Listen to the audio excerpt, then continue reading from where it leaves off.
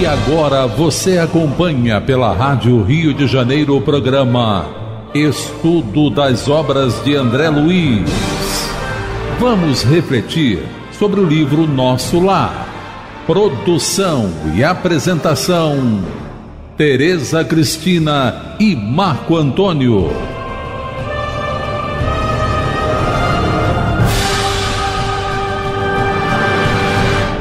Amigos ouvintes da emissora da Fraternidade, Rádio Rio de Janeiro, a emissora que toda a família pode ouvir. Novamente aqui estamos com a permissão de Jesus, com a permissão também dos bons espíritos, com a ajuda deles. Sem a ajuda deles nada faríamos, para darmos continuidade ao estudo da vida no mundo espiritual através da obra Nosso Lar. Obra que foi ditada pelo espírito André Luiz e que foi psicografada pelas mãos abençoadas de Francisco Cândido Xavier. Olá, caros ouvintes da Rádio Rio de Janeiro. Continuando o nosso estudo, como o Marco falou, com a permissão dos bons espíritos, de Jesus e, acima de tudo, de Deus, vamos dar continuidade ao estudo do capítulo 39, Ouvindo a Senhora Laura. No último programa, a gente conversou, e comentou sobre a conversa que a dona Laura está tendo com o André Luiz. E ela explicou para ele que a decisão tomada pela Hilda, pela Luciana e pelo Tobias foi uma decisão muito acertada. E com isso, eles conseguiram alcançar Nosso Lar. E que decisão foi essa? Aí eles passaram-se a enxergar uns aos outros como verdadeiros irmãos. E ela disse para o André Luiz que todos aqueles que não se adaptam à lei de fraternidade e compreensão ficam presos no umbral.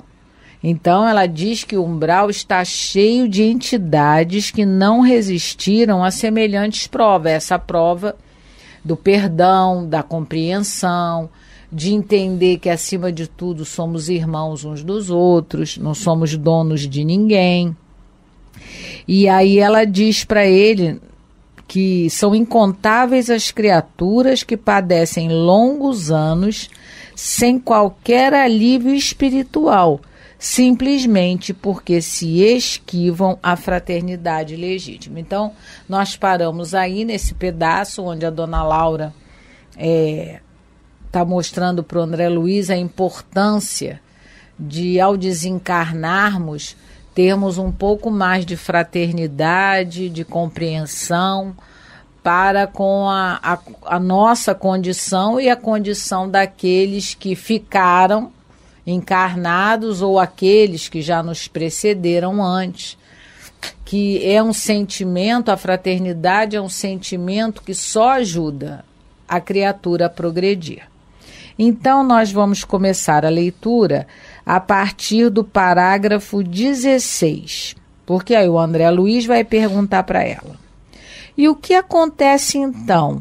Interroguei, valendo-me da pausa da interlocutora. Se não são admitidas aos núcleos espirituais de aprendizado nobre, onde se localizarão as pobres almas em experiências dessa ordem? Então ela explicou para ele que quem não perdoa, quem não compreende, quem não usa de fraternidade, fica no umbral, Mas aí ele quer saber, mas então elas não vão ser acolhidas em nenhum núcleo espiritual, O que acontece com essas pobres almas, Ele parece, Teresa, pelo questionamento dele, que está vendo a dificuldade de entender isso, Ele ainda não está, assim, com a ideia totalmente, assim, a ideia não entrou ainda no raciocínio dele, Como é que pode? Casou com uma, casou com outra, que fraternidade é essa? E quem não compreende que a maioria das pessoas, onde é que fica? É isso que ele está questionando. E aí a dona Laura vai responder: depois de padecimentos verdadeiramente infernais pelas criações inferiores que inventam para si mesmas, redarguiu a mãe de Lísias. Vão fazer na experiência carnal o que não conseguiram realizar em ambiente estranho ao corpo terrestre. Então, ela está dizendo para ele, essas almas que estão, né, que não conseguem se perdoarem, que não conseguem compreender umas às outras, elas não conseguem ascender a planos superiores. Elas vão ter que, provavelmente, reencarnar sem uma nova experiência de aprendizado, diversamente do que aconteceu com Tobias, com a dona Hilda e com a Luciana, porque eles conseguiram se perdoar, eles conseguiram um nível de compreensão e fraternidade acima de tudo entre eles, que facultou a esse trio ascender a nosso lar, para que eles pudessem fazer novos aprendizados. Quem não consegue isso, está, como ela mesma diz, né, que elas vivem, né, e sofrem padecimentos infernais criados por elas mesmas. Porque que sentimento que elas ainda estão cultivando? Aqueles que elas trouxeram da terra. Ciúme, inveja, egoísmo extremo. Então, o caso que nós estamos analisando aqui é a questão do casamento, do relacionamento afetivo conjugal. É isso que está sendo analisado, não é? E principalmente daqueles que tiveram, né, a oportunidade, a chance de contrair segunda ou terceiras núpcias. E porque a gente no livro Céu e Inferno tem um outro caso parecido, que é o da Odila, que não se conformava com o casamento do ex-marido, com a Zulmira, e ela já não estava conformada, mas piorou mais quando o menininho, né, o filho dela, ela não cuidou e ele acabou morrendo. Isso é um outro assunto. Mas entre a terra e o céu. Mas né? A Odila, entre a terra e o céu. A Odila, ela vivia nesse inferno. Não é? Nesse inferno, ela também fez um esforço. Quem lê a obra vai ver que ela consegue o mesmo desiderato que o Tobias, a Hilda e a Luciana conseguiram, mas muitos não conseguem. Então, como ela está colocando aqui, e ela vai dizer mais embaixo, que eles não conseguem ir para nenhuma colônia e muitas das vezes têm que ser recambiados diretamente para a reencarnação. Isso retrata o que os espíritos orientam a nós, nos orientam, né, nos explicando que a questão do tormento após a desencarnação em regiões umbralinas, essas regiões são cultivadas pela nossa rebeldia e pela nossa ociosidade, né? Pela nossa rebeldia em não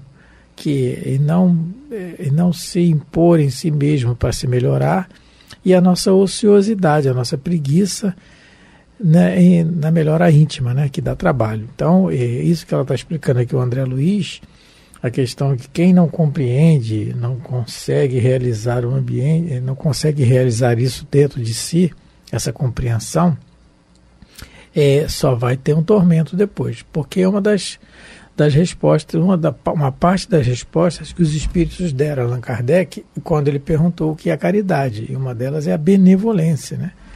A benevolência, a indulgência e o perdão. Então, são 3 pilares fundamentais para a nossa salvação, a salvação de nós mesmos, nos salvarmos de nós mesmos. Isso é um treinamento que nós temos que fazer diariamente, porque realmente é muito difícil para nós. Mas se a gente não tentar, não treinar, vai ficando cada vez mais difícil. E aí o que vai acontecer vai ser o que ela vai explicar agora.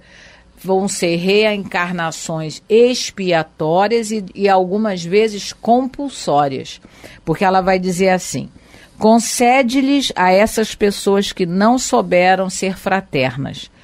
Concede-lhes a bondade divina, o esquecimento do passado na organização física do planeta, e vão receber nos laços da consanguinidade aqueles de quem se afastaram deliberadamente pelo veneno do ódio ou da incompreensão. Família.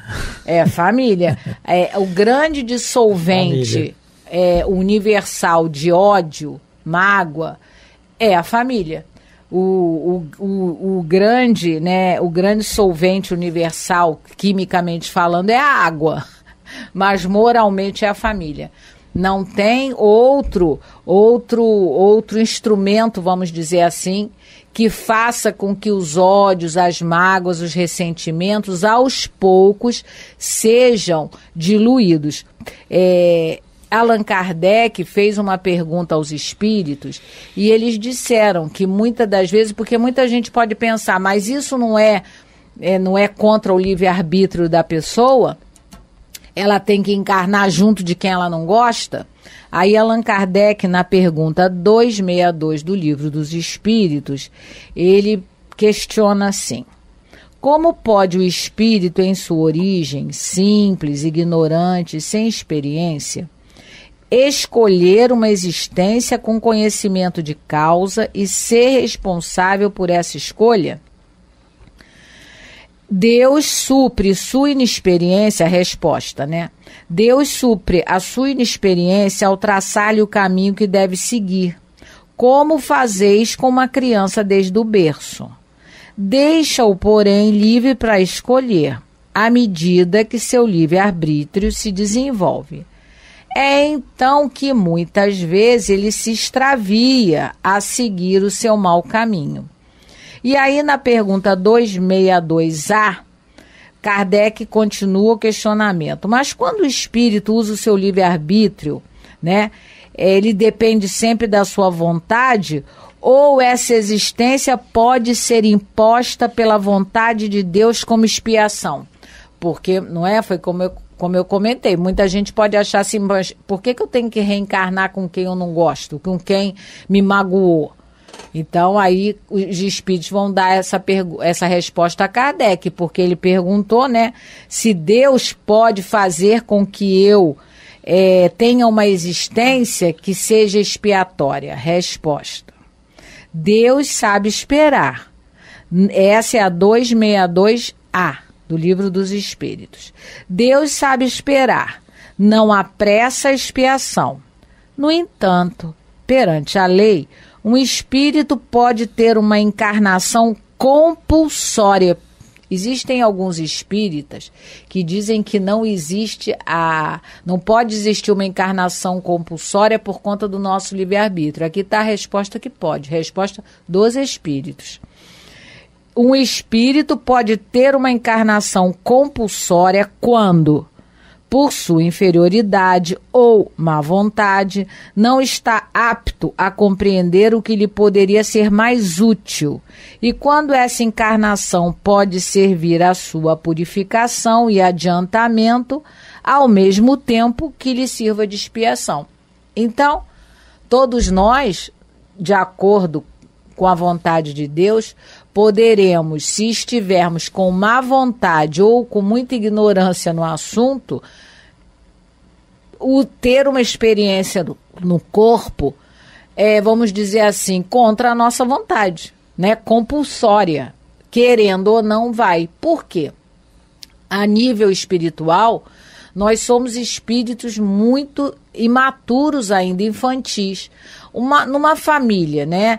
A mãe com o filho, quando o filho diz que não quer ir para a escola, ele realmente não quer, não está com vontade, mas ela não vai acatar a vontade dele, porque ela sabe o que é melhor para ele, e ela vai obrigar ele a ir para a escola. Deus é o nosso pai, faz a mesma coisa. Aquelas almas, né, como a dona Laura está falando para o André Luiz, aquelas almas que, infelizmente, não conseguem perdoar, não conseguem se ver ainda como irmãos e, de alguma maneira, lesionaram afetivamente pessoas, elas podem sim, como a dona Laura está colocando para o André Luiz, como ela coloca aqui, ó, a bondade divina dá o esquecimento do passado e bota, né, e coloca junto de quem eles se afastaram deliberadamente pelo veneno do ódio ou da incompreensão. E aí quem nos está escutando pode perguntar, mas e o livre-arbítrio? O livre-arbítrio, conforme na questão 843 do Livro dos Espíritos, Allan Kardec pergunta, tem o homem o livre-arbítrio de seus atos? E a resposta é, pois que tem a liberdade de pensar, tem igualmente a de obrar. Sem o livre-arbítrio, o homem seria a máquina. Então, o livre-arbítrio está no pensamento, na realidade, não é? Então, isso que a Teresa leu, no Evangelho segundo o Espiritismo, sobre isso que ela comentou, no Evangelho segundo o Espiritismo, no capítulo 4, no item 19, que Kardec intitula A Reencarnação Fortalece os Laços de Família, no item 19, um trecho do item 19 desse capítulo 4, ele diz assim, Deus permite que nas famílias ocorram encarnações de espíritos antipáticos ou estranhos, com o duplo objetivo de servir de prova para uns e para outros de meio de progresso. Assim, os maus se melhoram pouco a pouco ao contato dos bons e por efeito dos cuidados que se lhes dispensam. Então há necessidade do contato, é a lei da sociedade, são leis de Deus. Não há como isolar porque um está em inimizade, em guerra com o outro. Pelo contrário, tem que haver união porque a fraternidade é lei. E para nós aprendermos a fraternidade, nós temos que conviver, não é? E também tem uma página muito bonita do livro, deixa eu ver aqui o título do livro Luz da Esperança, que é da Joana de Ângeles, na psicografia de Divaldo Pereira Franco, Luz da Esperança. No capítulo 9 desse livro, Joana de Ângeles nos presenteia com uma página chamada Inimigos Queridos. Em um trecho ela diz assim, são muitos aqueles que surgem na condição de inimigos, não obstante queridos, filhos ingratos que se comprazem em atormentar pais abnegados e sensíveis, companheiros que recebem carinho e os retribuem mediante agressões e azedumes, pais incompreensíveis e exigentes, embora respeitáveis, esposos cruéis que desconsideram o outro consorte e o crivam de censuras injustificáveis. E ela vem colocando os exemplos, né? E no final da página ela diz assim, reencarnaram-se em tua família, ao teu lado ou próximo de ti, a fim de que se reajustem programas e compromissos interrompidos, cada qual se recuperando do próprio erro. Alguns intentam melhorar-se e não o conseguem nos primeiros embates.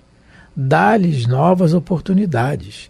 Insta com a tua afeição a ponto de permitir-lhes redescobrir-te ora em situação melhor, firmado em propósitos superiores quais aos que abraças. Então ela vem dizendo o que é para a gente fazer. E no final ela diz assim, se eles, porém, não mudarem de atitude em relação a ti, prossegue a si mesmo, confiando no tempo e não deixando abater nunca. Os teus inimigos queridos constituem, nesse momento, desafio ao amor que deverás dispensar-lhes com crescente demonstração de carinho. Então, que suemos lágrimas, sangue, demonstrando carinho nas agressões que porventura soframos, porque são aqueles da família, principalmente, que nos vieram ter contato conosco numa programação divina. Sim, existe, né, nós estamos conversando acerca de relacionamentos afetivos, o quanto, né, a dona Laura já falou pro André Luiz, o quanto a gente, quando se relaciona com alguém, a gente toca a alma desse alguém. Então, no livro Ação e Reação, no capítulo 15, o instrutor Silas vai falar para o André Luiz uma das expiações que ocorrem quando, a nível, né, de relacionamentos afetivos, a gente acaba ultrajando o companheiro ou a companheira. Eu só vou ler um pedacinho aqui. Considerando-se que o sexo, na essência, é a soma das qualidades passivas ou positivas no campo mental do ser, é natural que o espírito acentuadamente feminino se demore muitos séculos nas linhas evolutivas da mulher, e que o espírito marcadamente masculino se detenha por longo tempo nas experiências do homem. Contudo, em muitas ocasiões, quando o homem tiraniza a mulher, furtando-lhe os direitos e cometendo abusos em nome de sua pretensa superioridade, desorganiza-se ele próprio a tal ponto que, inconsciente e desequilibrado, é conduzido pelos agentes da lei a renascimento doloroso em corpo feminino, para que, no extremo desconforto íntimo, aprenda a venerar na mulher a sua irmã e companheira, filha e mãe diante de Deus, ocorrendo idêntica situação à mulher, criminosa, que depois de arrastar o homem à devassidão e à delinquência, que cria para si mesma terrível alienação mental para além do sepulcro, requisitando quase sempre a internação em corpo masculino, a fim de que nas teias do infortúnio de sua emotividade saiba edificar no seu ser o respeito que deve ao homem perante o Senhor. Então, é uma situação também expiatória essa, provavelmente muito contra a vontade daqueles que vão reencarnar nessa situação. Mas é o que a gente leu no livro dos Espíritos, na pergunta 262A. Porque Deus, não é? Quando ele acha necessário, a reencarnação expiatória compulsória, ele fala essa palavra compulsória, ela é arbitrada. Porque, agindo assim, Deus sabe o que é melhor para cada um de seus filhos. Na resposta do meu livro dos Espíritos aqui, a resposta é assim: Deus sabe esperar, não apressa a expiação. Todavia, pode impor certa existência a um espírito quando este, pela sua inferioridade ou má vontade, não se mostra apto a compreender o que lhe seria mais útil, e quando vê que tal existência servirá para a purificação e o progresso do espírito, ao mesmo tempo que ele sirva de expiação. Então, é imposição, sim. É como a Teresa colocou: a criança não quer ir para a escola, mas tem que ir, vamos impor. Não tem como, porque nós somos crianças espirituais, na nossa rebeldia ainda, né? Só que somos crianças já conscientes do que temos que fazer e não fazemos. É aquela criança mais amadurecida, não é? E aí ela continua: daí se infere, então, a oportunidade cada vez mais viva da recomendação de Jesus quando nos aconselha imediata reconciliação com os adversários. O alvitre, antes de tudo, interessa a nós mesmos. Devemos observá-lo em proveito próprio. Porque o ódio, se o amor cria laços fortes, o ódio algema. Então, enquanto a gente não resolver por abrir as algemas, aquele ódio vai nos imantar aos nossos adversários, aos nossos inimigos em futuras reencarnações. Mesmo que a gente, no caso, né, mesmo não, mas se a gente conseguir fazer o que a dona Laura está falando, que esse trio conseguiu fazer, que é se ver como irmãos, isso pode não acontecer. Mas a gente já está chegando ao final do programa, né? E no próximo programa a gente vai continuar conversando sobre esse assunto, que é um assunto muito relevante na família, né, na humanidade como um todo, porque sendo um planeta de prova e expiação, todos nós ainda temos muitas coisas a resgatar, não é? Então, bastante. Vamos nos despedir de todos, agradecendo pela oportunidade de podermos estudar junto a doutrina espírita, perante as obras de Dr. André Luiz, desejando a todos muita paz de Jesus, que Deus abençoe vossas vidas e vossos lares. Muito obrigado a todos pela atenção, pelo carinho, fiquem com Deus. A Rádio Rio de Janeiro apresentou o programa Estudo das Obras de André Luiz. Produção e apresentação: Tereza Cristina e Marco Antônio.